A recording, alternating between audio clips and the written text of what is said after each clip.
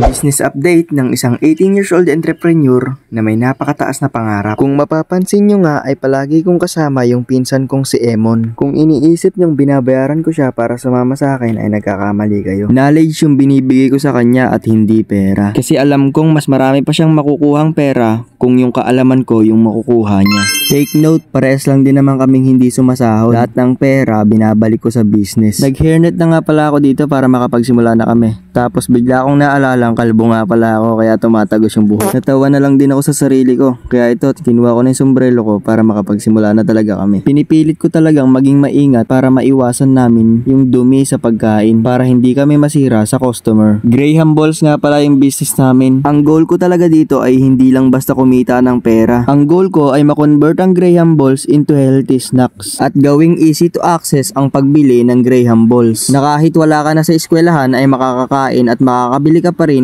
ng napakasarap na Graham Balls. At hindi lang basta masarap, healthy pa. Pero sa ngayon, hindi pa talaga healthy ang Graham Balls namin. Pero masarap. Pinag-aaralan ko pa lang kasi kung paano ko ito mako-convert into healthy snacks. Pero hindi naman ako titigil para maabot yung goal ko na yun. Si Anten nga pala, na-miss niya raw yung Graham. Ano order mo? Plain. Saka, Oreo. saka, Ilang. Isa nga pala si Anten sa mga natulungan nating magkapera no nag-aaral pa. Reseller natin siya ng Graham noon hanggang ngayon. salamat. Thank you. Salud. Oh, Kumakain ng bagong gawa. Ano masabi mo? sarap ng ina. Malambot na malambot yan, guys. Bagong gawa yan eh, oh. Huh?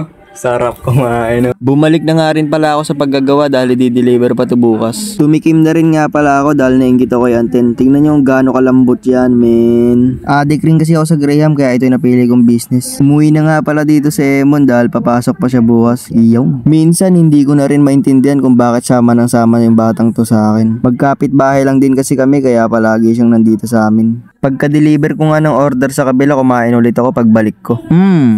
Tunay na Oreo nga pala to, guys. Oreo Crush, okay. Tunay yan, tunay. Lambot yan, no? Up. At ginawa ko na rin nga pala yung isa pang order sa classmate ko naman to.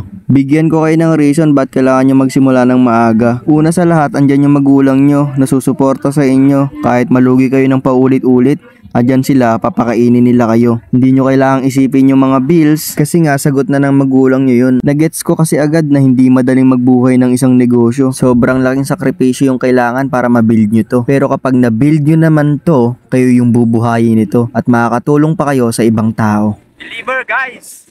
Hiram tayo ng motor. Guys, pangarap kong kotse, guys, oh. Pangarap kong kotse, FJ Cruiser.